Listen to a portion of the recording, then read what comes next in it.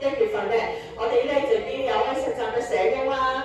咁佢嚟緊咧就會喺今日開始去到4月嘅4月22號啊，係嘛？4月22號咧就嚟到呢段時間咧，就1個禮拜有3日咧就嚟到我哋中心實習，係啦。咁啊，俾掌聲歡迎佢先好嘛？好啦，就係咧我哋嘅實習社工啊，尹姑娘啊，係啦。咁我哋俾啲時間去介紹下自己先。係早晨啊，大家。咁我姓尹嘅，大家可以叫我尹姑娘啦。咁嚟緊咧，我去到4月中至尾度啦。咁我1星期咧會有3日喺中心，咁多數咧就會係星期3、4、5嘅。係啦，咁如果咧大家見到我嘅話咧，都好歡迎大家同我一齊打個招呼啦。咁或者咧過嚟揾我傾下偈都可以嘅。好，咁跟翻俾黃姑娘先。好，唔該晒。咁啊，尹姑娘咧呢段實習期間咧，咁除咗喺中心度即係同大家見面之外咧，咁佢都會咧去搞啲唔同嘅小組啦，同埋活動嘅嚇。咁啊，大家可以留意下中心活動。如果有興趣嘅話咧，就可以參加下黃姑娘有尹姑娘嘅活動咧，去支持下佢啦，好唔好？好啦，咁咧就好清楚，好啦。咁啊，除咗咧我哋有新嘅實習社工啦，咁喺呢3個月咧，就同埋我哋咧嘅同事一齊同大家即係度過之外咧，咁咧我哋都會宣佈下咧，就係咧大家見到通訊最尾個版啊，係啦，咁咧我哋嘅活動助理啊吳姑娘咧，已經係1月2號咧就嚟咗職，係啦，咁因為時間嘅關係，嗰個佢離職嗰時間關係咧，所以咧就未能夠咧可以喺月會同大家親自見面啦。咁不過咧，佢哋都寫一段説話啊，同埋咧有一個相片，咁咧同大家好好道別嘅，係啦。咁我都知道啦，吳姑娘咧應該咧喺上個月咧都可能個別喺唔同嘅活動啊嗰啲咧都同會員都傾到㗎啦。我見到有啲會員咧都，聽到係有啲會員咧都特別咧就係封送佢啦咁樣。咁我哋都祝咧吳姑娘咧離職之後咧就生活愉快啦，咁啊事事順利㗎咯喎嚇。好啦，咁啊介紹咗新人啦，又介紹咗同事個離職啦，係啦。咁啊就我哋呢個2026年咧啱啱先開始嚇。咁咧我哋其實咧講，我哋每一年咧新年嗰陣咧，我哋都會咧定下一啲目標嘅，係咪？係啦，定下新一年我想有啲咩，我想做啲乜嘢。你哋有冇定立到目標啊？新嘅一年你想做咩啊？有，我呢度有人有喎，係啦。新一年你想祈求你有個點樣嘅生活啊？係啦，或者調翻轉有冇諗過回顧下上年？係啦，問下上年大家覺得開唔開心啊？開心嘅，係啦，咁啊係啦，我哋一年裏邊咧，咁可能有好多好開心嘅嘢，咁啊整得好開心、好幸福啦。咁即使我哋咧當中要有好多唔同嘅困難啊、挫折啊、到挑戰啊等等都好咧，都係一個學習嚟嘅。都希望大家藉住呢個回顧咧，可以俾大家咧重新喺新一年咧當一個新開始、新出發咧，就令大家咧繼續去迎接咧新一年嘅一啲嘅生活啊或者挑戰咯喎嚇。咁我哋中心都係嘅，通常我哋都會喺年頭開始咧就開始做定一啲回顧咯喎。咁當然啦，我哋做回顧嘅過程裏邊係包括有埋大家啦嚇。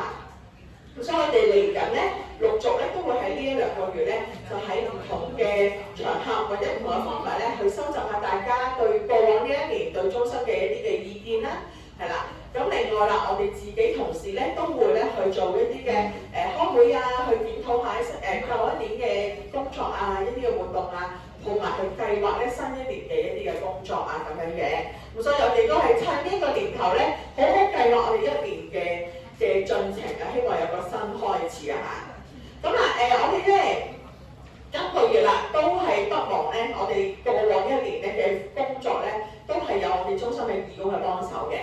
咁所以啦，我哋咧今個月咧都會有義工家去睇啦，咁陣間同時都會咧喺個月會活動裏邊咧都會宣傳嘅。咁啊就同大家一齊分享下，我哋亦都多謝過往一年咧，我哋義工咧嚟到參加我哋嘅活動啦，幫手我哋嘅活動啦，另外到我哋嘅活動咧係順利完成嘅，係啦。咁啊，不論你舊年有冇參加我哋嘅義工，或者不論你參加嘅義工多少，有冇得到獎，有冇得到嘉許咧，都唔緊要嘅，因為我哋係志在參與一下，亦都唔係志在嘅獎品。不過我哋趁呢一個活動咧，去聚一聚，一齊咧去整合下成年嘅義工服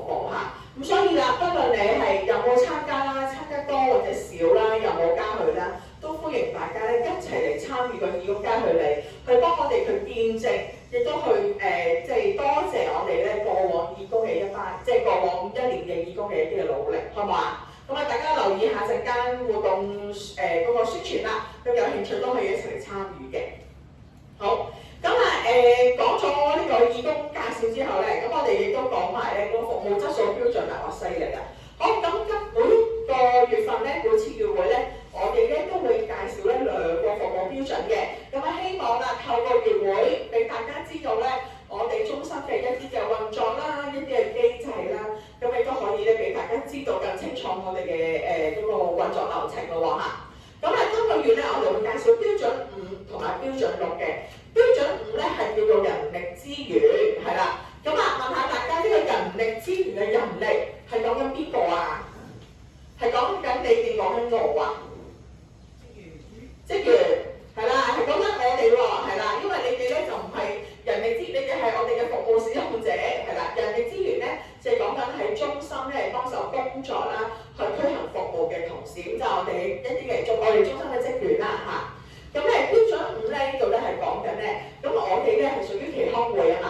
咁所以我哋咧喺人事嘅流程，即係我哋請人啦，係啦，一啲唔同嘅聘用啦、調配嘅流程咧，都係跟翻咧我哋香港期康會同福利會嘅一啲嘅政策咧，去到進行嘅嚇。咁啊，包括啦，我哋如果有同事離職，我哋會有啲離職嘅手續啦。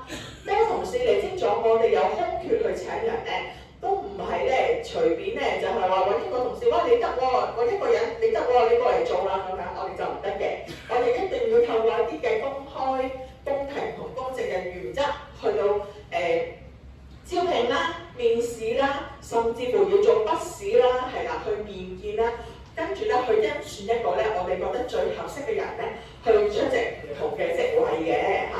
咁我哋嘅唔同嘅職位咧都有唔同嘅要求嘅喎嚇。咁啊，知唔知我哋啲職位有啲咩要求啊？我哋假設啦，我哋請一個社工嘅同事啦，我哋有啲咩要求啊？知唔知？我可唔可以請一個註冊護士嚟做社工啊？得唔得㗎？社工做啲乜嘢啊？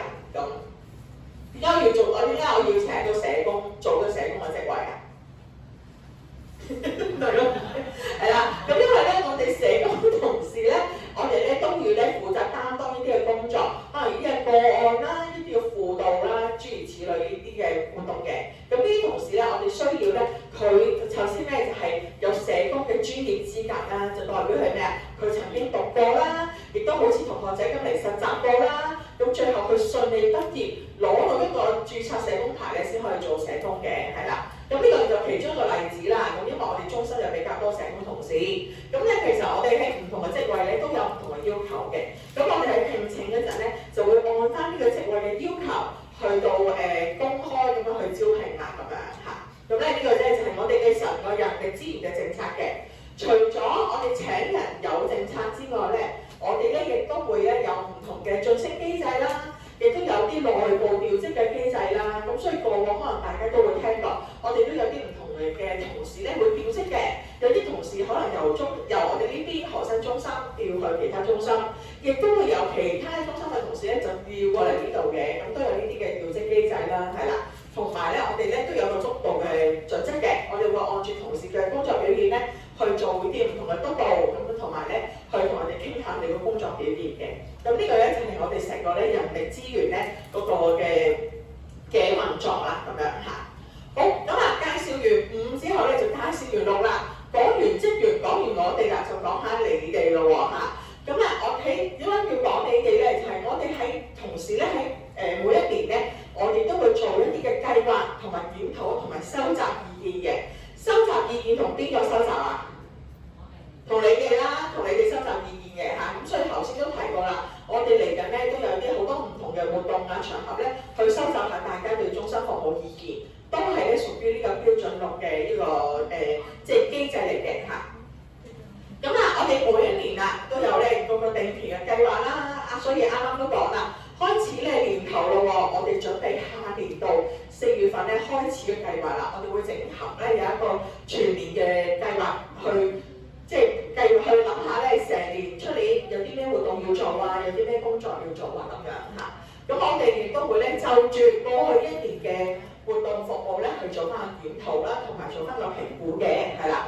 咁啊，收集意見，除咗我哋係話一次過問下大家之外咧，我哋平時咧都會喺咧每一個活動完咗之後咧，都會問下大家意見嘅，係啦。咁啊，有冇記唔記得咧？我哋每個活動完咗之後咧，同時都會問下大家，今日呢個活動大家滿唔滿意啊？中唔中意個場地啊？中唔中意個活動流程啊、安排啊，或者去食嘢啊？中唔中意個行程啊？中唔中意啲食物啊？我哋都有問下大家意見嘅，係咪啊？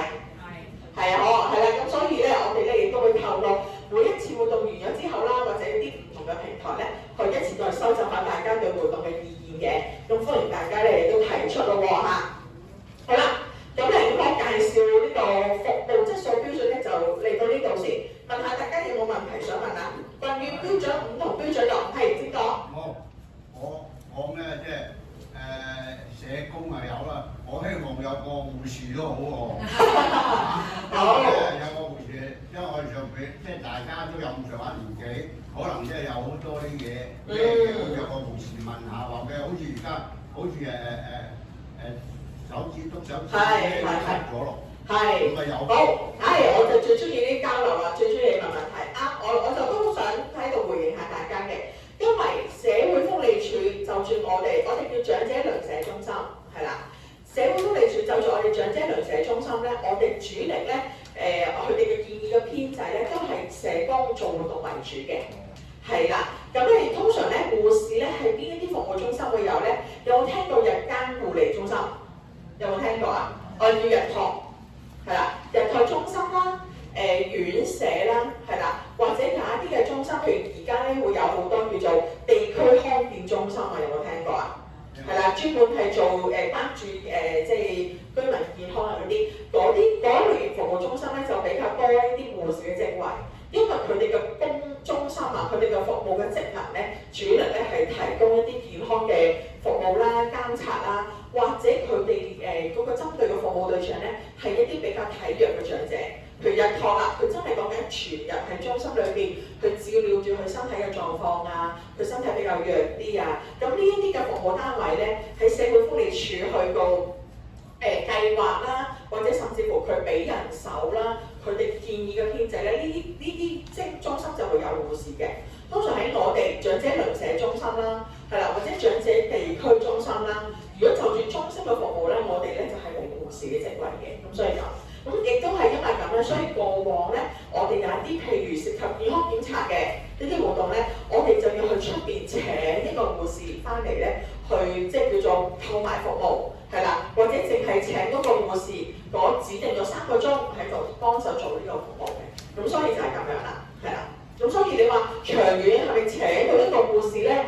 而家就真係好難講啦，再加上而家我哋成日都講資源效率優化啊嘛，係啦，我哋所有即係而家係接受緊資助嘅錢咧，係呢3年咧係逐步咧係越嚟越少㗎，係啦，所以咧而家我哋請唔請得翻我哋而家嘅同事咧，都係一個即係雙腦筋嘅問題啊，所以可唔可以加個護士咧？我諗未來可能會比較困難啲，係啦。不過當然啦，我哋係咪都會再諗下，係咪去請護士去做啲健康嘅服務啊？咁呢啲咧，我哋都會再去諗嘅。不過因為呢個請護士亦都要即係支出啦，咁所以我哋嗰陣計過咧，嗰個收費會比較貴。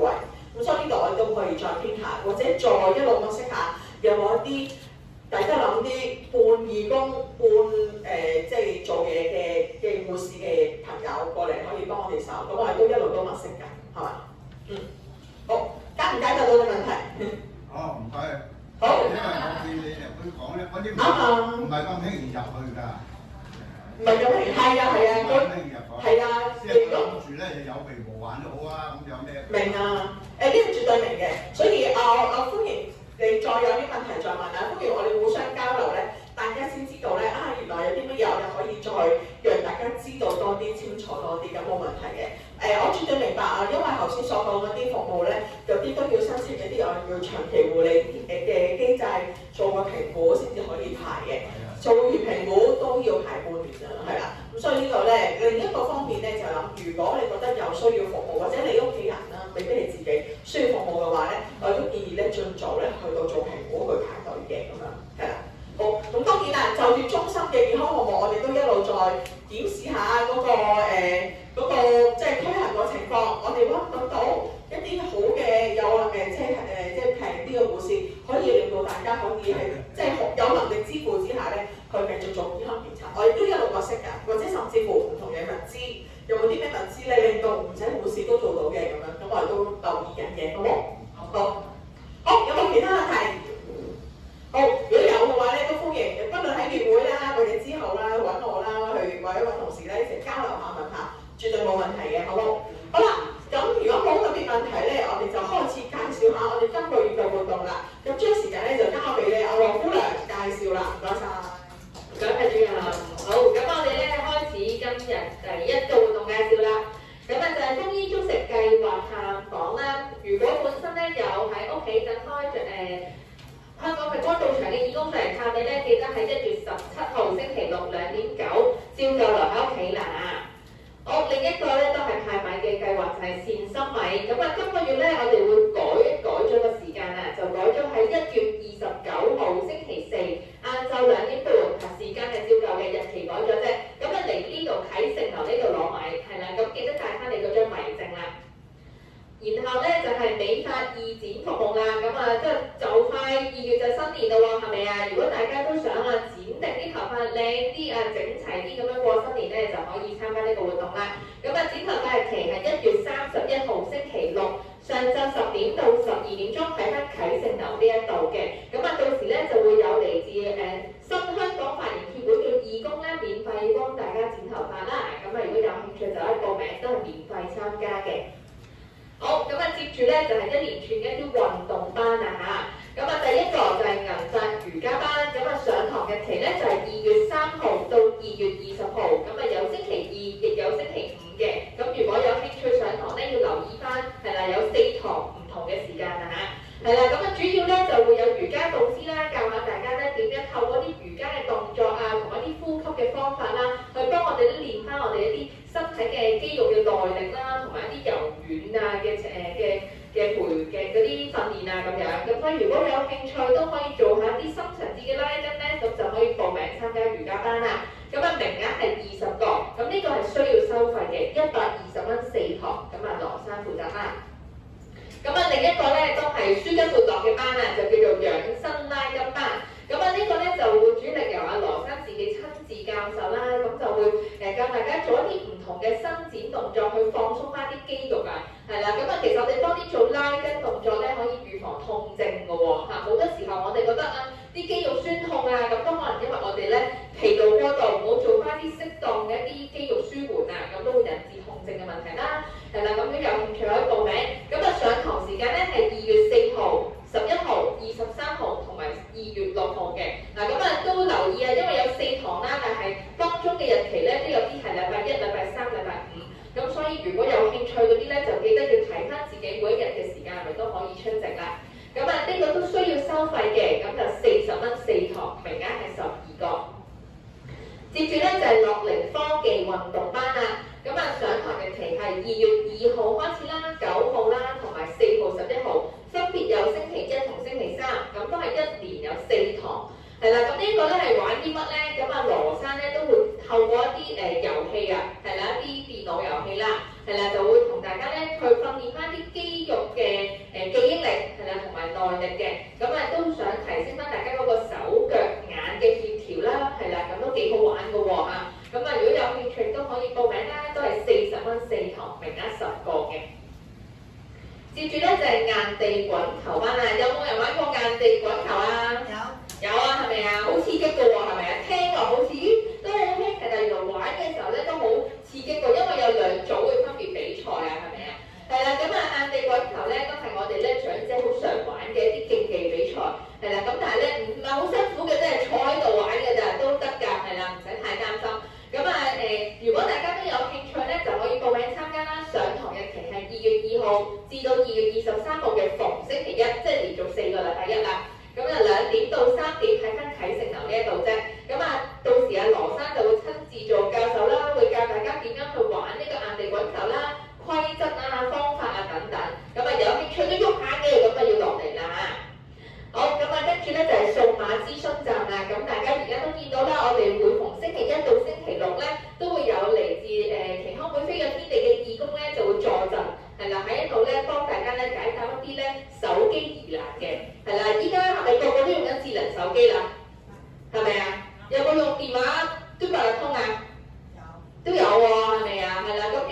即係有陣時咧用起上嚟，真係遇到啲問題，譬如 WhatsApp 啊，咦點解突然間打唔到字嘅咧，寫唔到字嘅咧？咁呢啲小問題都可以落嚟睇城樓呢一度問我哋嘅義工嘅。咁啊，每人咧有30分鐘嘅時間可以問喎，係啦，又唔得你問喎，係啦，咁啊當然就冇問啲太過深啦。有試過攞機咧部手機真係壞咗，完全開唔到 mon 啊，即係冇晒顯示啊，咁嗰啲我哋就未必幫到大家。咁但係如果係啲小程式嘅問題咧，都不妨可以試下問下嘅。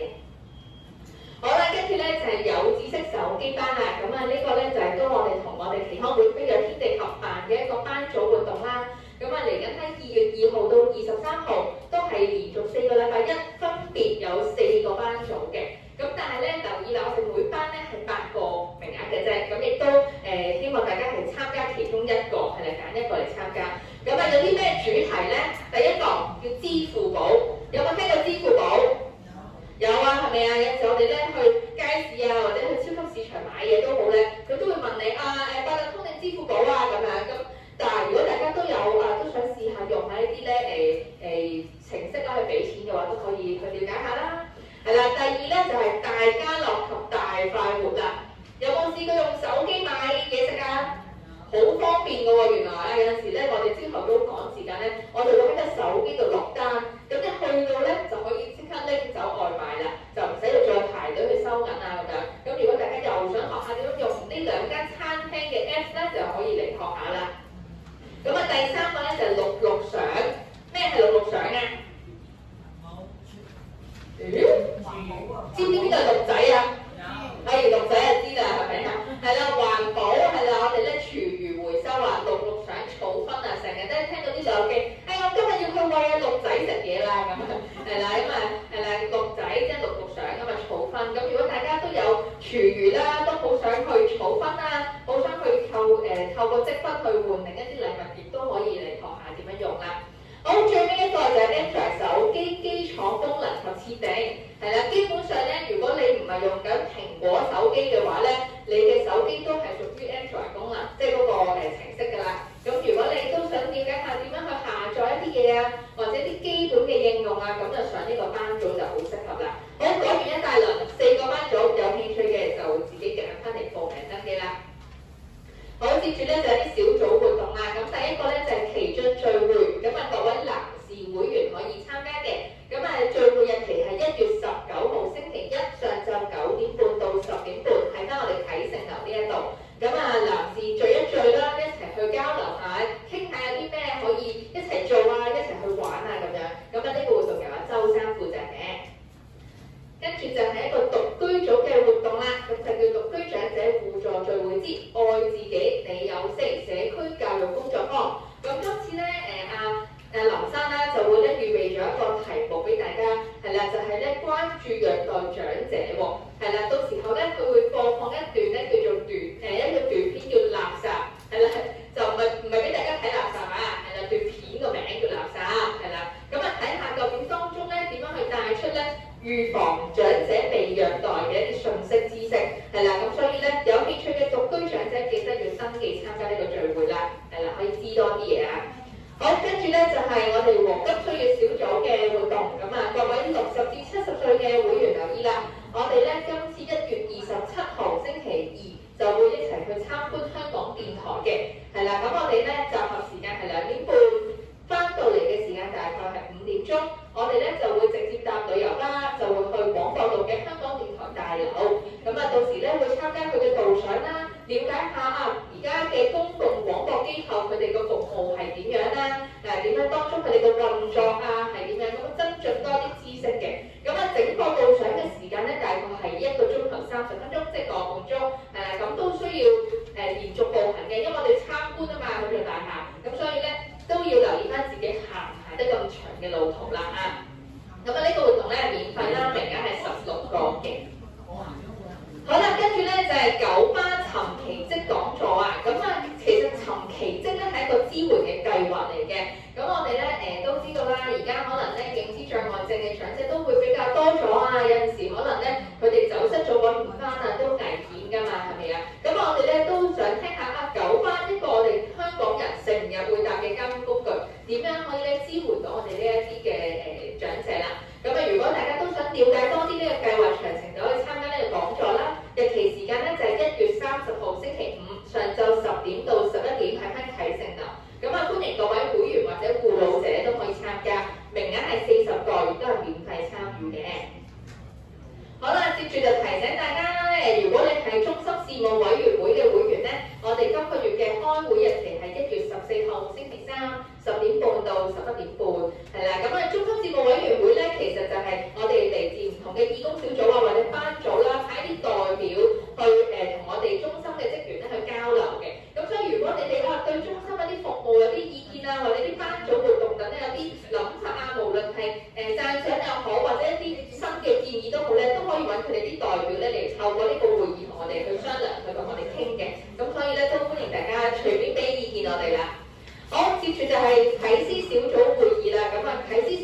一提，我哋今個星期五下晝2點半喺 G27開會。好，另外咧就係義工嘉許禮，咁頭先主任一開始都有講啦，我哋咧其實我哋平時中心好多唔同嘅活動服務咧，就唔係淨係職員做嘅喎，我哋都好全靠一班咧我哋嘅義工去幫手，先可以令到啲活動咧咁順暢去舉行。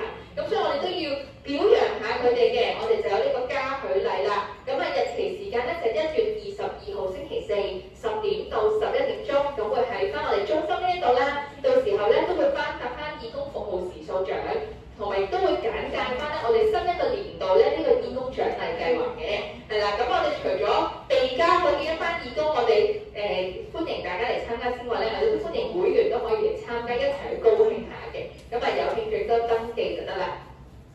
好，然後咧就係金馬情穗賀新春團年午宴義工招募，係啦。咁啊大家有冇買我哋中心嘅團年派飛啊？哇，多謝支持啊，係啦，好開心啊！我哋咧團年派嘅日期係2月5號星期四，係啦。咁我哋咧嗰日咧，正如頭先咁講啦，我哋要個活動咧進行得好順暢啦，咁啊唔係淨係一班職員可以完成得到咁簡單，咁都好需要咧各位義工去支援我哋，幫我哋手嘅。咁所以我哋嚟緊團年飯咧，都希望可以招募到大概40位嘅義工喺活動當日啦，即係事前同埋完結後咧，都幫我哋去準備下嗰啲場地佈置啊、物資分發啊等等，係啦。咁所以如果你有報名參加一個團年飯，亦都有時間可以喺事前事後幫我哋手嘅咧，咁都希望大家可以鼎力支持，就成為我哋呢個義工嘅一份子啦。咁亦都可以登記啦嚇。好，跟住咧就係護老者嘅活動啦。咁第一個咧就係護老者聚會頌缽音頻療愈體驗，係啦。咁啊希望咧透過頌缽嘅呢個一個體驗啦，可以俾大家咧去深層次放鬆，係啦，感受下啲身心和諧嘅感覺啊，係啦。咁啊日期時間咧就1月16號星期五晏晝2點半到4點鐘喺 G27舉行。咁啊呢個都係護老者會員嘅活動啦。咁啊名額係10位，需要收費嘅10蚊，係啦。咁但係咧就有啲條件啊要留意啦，就係如果有興趣報名嘅話咧，你要係未曾參與過我哋今年8月嘅同埋25年8月啦，係啦，過去咗都曾經做過一次頌缽活動嘅。咁如果你係未參加過嘅咧，就會優先可以報名啦，係啦。咁啊呢個活動係由頌缽音頻療愈師去帶領嘅，哇好似好犀利，我都想感受下。咁啊各位護老者有興趣嘅可以報名啦。另一個咧就係護老者培訓課程皮革工作坊。咁啊日期時間咧係1月23號星期五上晝10點到12點，喺翻 G27。咁啊希望透過呢個活動啦，就可以俾我哋各位護老者會員去學下點樣製作一啲精美嘅皮革製成品，係啦，從而咧亦都喺製作過程裏面咧，可以透過專注做呢啲活動啦，去放鬆我哋嘅心情嘅，係啦。咁如果有興趣亦都係報名啦，免費參加，名額係8個嘅。好，跟住咧就係社區軟餐博覽啦。咁啊，而家其實市面上咧都好多軟餐可以售賣，知唔知咩叫軟餐啊？係啦，唔使點樣咬，可能吞煙有困難嗰啲係咪啊？係啦，好好啊。咁我哋咧係啦，都見到咧，其實市面上咧越嚟越多即係推動一啲軟餐嘅供應商啦。咁我哋嚟緊呢個博覽咧，都希望可以俾各位護老者會員去認識下我哋唔同嘅軟餐供應商，佢哋提供嘅一啲食物係咩味道啊？究竟個款式係點啊？咁啊，如果有興趣去參觀咧，就可以報名參加啦。日期時間係1月24號星期六嚟嘅，係啦。咁我哋就會喺中心集合9點鐘喺中心集合，就會坐旅遊巴去到呢個柴灣漁灣村基督教香港信義會信愛學校裏邊，係啦，就去一齊去認識下唔同嘅軟餐供應商，亦都有機會咧可以即場試食嘅，係啦。咁啊名額係40個，咁啊免費參加，咁啊各位護老者會員可以報名啦。咁啊跟住咧就係都係護老者嘅活動啊，就係24種品格力量照顧者自我關懷時光，係啦。咁啊做啲咩嘅咧？咁啊其實咧就係希望各位護老者會員啦，可以透過呢個活動認識到自己一啲強項啊。其實每個人咧都會有自己嘅強項㗎嘛，係咪啊？但係我哋點樣去認識自己咧？睇到自己咧，咁我哋可以透過呢個活動咧一齊咁啊喺個活動裏邊咧都會一齊做一張屬於自己嘅能量卡，咁啊希望咧為自己打打氣。係啦，日期時間咧就係1月14號星期五下晝2點到4點鐘喺分 G27舉行，名額係8個。咁啊呢個活動由阿梁姑娘負責嘅。好啦，跟住哇都係護老者活動啊，好豐富啊！係啦，咁啊有個護老共聚迎新春啊，係啦，新年就快到啦嘛，係咪？咁啊梁姑娘咧就想邀請一班護老者一齊做一啲拓印揮春，係啦，同埋分享美食，係啦，一齊輕鬆交流一下。咁啊聚會日期咧就係1月27號星期二晏晝2點到4點，係翻 G27，名額係10位。咁呢個活動需要收費嘅，就15蚊一位啦。跟住咧就係佛教看人生啦，每個月都有㗎啦。咁啊嚟自正宗學會嘅義工咧會嚟到同大家分享一啲佛教嘅真理啦，係啦，都希望同大家可以唱下歌啊，放鬆下咁樣。日期時間係2月12號星期四晏晝2點半，係啦，到4點鐘，喺翻啟誠樓中心。好，跟住咧呢個就特別啲啦，係就叫做老友記與無鞋的快樂時光。無鞋即係咩啊？知唔知無鞋係咩？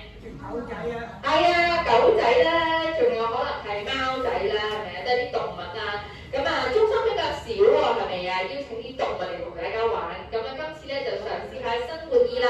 我哋咧就好開心啦，得到太平山青年獅子會嘅一班義工嘅邀請啊，佢想帶埋佢哋嘅動物咧嚟同我哋一齊咧去聯誼一下。係啦，亦都透過個活動咧，會一齊做一啲同動物有關嘅小手工，係啦，俾各位老友記咧感受一下點樣可以同動物溝通嘅過程裏邊得到一啲快樂嘅感覺啊咁樣。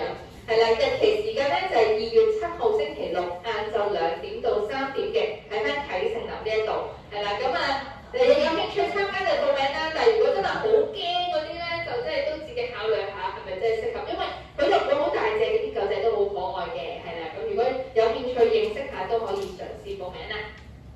好，跟住咧就係外出活動啦嚇。咁啊，今個月咧會有探知之旅，咁帶大家去參觀香港嘅可口可樂博物館。係啦，有冇飲可樂啊？大家飲唔飲可樂啊？飲嘅，有啲有啲龜龜都唔飲啦，係啦。哇！呢個可口可樂係好耐嘅歷史啊，咁每個香港人都會飲過啦，係咪？咁我哋去參觀下佢嘅製作過程啦，佢哋個來源啊，個飲品嘅歷史啊等等。咁啊會喺1月23號星期五上晝9點集合，咁會坐旅遊巴去，咁個位置大概係喺沙田嗰邊嘅。咁啊參觀完之後咧，大概翻到嚟嘅時間係12點鐘。咁啊，因為我哋係要參觀佢個可口可樂廠同埋博物館啊嘛，咁所以咧個過程裏邊咧都要行嘅，係啦。咁啊大概參觀嘅時間1個鐘，咁就需要可能企下啊、行下咁樣。咁所以如果有興趣去嘅，都要考慮下自己行到咁長時間啦嚇。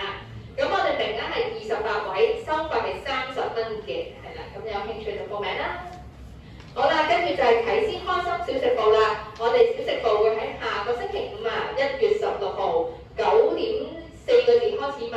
咁啊都係照舊有茶葉蛋啊、煲下湯水啊等等。咁啊，如果有都支持開我哋嘅，咁啊繼續嚟支持啦。未試過嗰啲都可以不妨嚟試下。我哋啲茶葉蛋咧都係義工親手製造嘅。咁啊，我哋2月份咧就會暫停1個月㗎啦，因為新年啊。咁所以如果都每個月都好想嚟幫襯嘅，今個月你要嚟買多啲啦嚇。好，跟住咧就係啟思相伴樂同行啊。咁啊頭先嗰個係小食部啊嘛，係咪？小食部大家買咗嘢食咧，我哋會有收入攞咗翻嚟。咁我哋攞啲收入翻嚟會做啲咩咧？就係呢啲時候啦，係啦，我哋咧就會回饋翻我哋中心嘅會員嘅。咁所以嚟緊咧就會有一個相伴樂同行嘅活動。咁我哋咧一班義工咧就會想邀請我哋中心嘅一啲獨居家雙老，兼且攞綜援，年紀又比較大少少嘅會員咧，一齊去新華苑酒家飲親茶。係啦，咁我哋名額咧有30個，咁如果你係符合獨居或雙老而又係攞綜援嘅咧，咁可以報名啦。咁不過如果我哋年齡層係85歲以上嘅咧，亦都會係優先嘅，係啦。咁我哋飲餐茶嘅時間咧，大概係朝頭早嘅11點去到中午12點半，係啦。咁啊過程中咧，我哋嘅義工都會陪伴大家一齊傾下偈，輕輕鬆鬆飲下茶嘅。好，跟住咧就係郊遊樂落大澳釜山遊啦，係啦，咁啊過往我哋行山就可能比較難，即係艱辛啲啦，係咪啊？咁我哋今次輕鬆少少，我哋試下咧就淨係去郊遊，咁我哋咧就會去大澳啊，係啦，大澳。咁但係咧，我哋又唔係淨係去大澳行街嘅喎，我哋都會去大澳嘅釜山，即係都有條郊遊徑、行山徑會行嘅。咁但係咧，相對地咧條路咧會輕鬆少少，係啦。咁我哋日期時間咧就1月30號星期五啦，我哋8點鐘咧就會集合㗎啦。係啦，點解要咁早咧？因為我哋係要搭公共交通工具去嘅，我哋冇旅遊巴嚇，係啦，所以我哋早少少集合。咁啊，大概去到晏晝翻到嚟係3點鐘左右，係啦。咁我哋咧就會搭車去大澳啦。去到之後咧，我哋就會經過大澳市中心，然後經過少林寺，再去釜山郊遊徑，再途經呢個紅藍山徑，就兜一個圈落翻嚟咧，就去翻大澳市中心。咁大家就可以自由觀光同埋食個晏晝啦。咁啊，喺頭先嗰條行山徑大概嘅時間咧係個半鐘左右。條路程係3公里，係啦，咁啊大家自己考慮究竟行唔行到咁長時間啦，係啦，咁都有樓梯有上落嘅，不過相對地咧唔會一下子上太高同落太多。咁如果大家都想了解多呢條路線係點咧，喺我哋通訊裏面咧都有條連結，大家都可以撳入去睇下嘅，係啦。咁所以如果有興趣參加嘅，必須要因應翻個行程去考慮下自己能唔能夠行到咁長嘅路啦。咁我哋名額咧係14位，咁費用咧就係30蚊，係啦。咁頭先都有兩位問喎，咦，我要自己俾錢搭車，又要自己食，點解仲要收我30蚊啊？咁樣，咁啊呢30蚊咧，我哋都會買翻啲飲品啊、水啊同埋啲乾糧俾大家嘅，咁所以都係啦，有興趣想去大澳行下嘅就報名啦，係啦。好，咁啊最後咧就活動就完啦，咁啊但係都提一提大家啦，我哋下個月開月會嘅時間咧係2月3號同埋2月4號，係啦，咁就分別都有上晝同埋亦都有下晝嘅場次啦。咁啊如果大家有時間就嚟開會啦，好冇？咁啊可以啦，開翻燈，咁啊今日開始可以報名登記活動㗎啦，去到今個星期六，好冇？係啦，咁啊如果冇問題嘅，大家可以慢慢離開，係啦，有問題嘅可以留低再查詢啦，好冇？唔該晒，多謝大家今日出席，係啦，祝多件衫。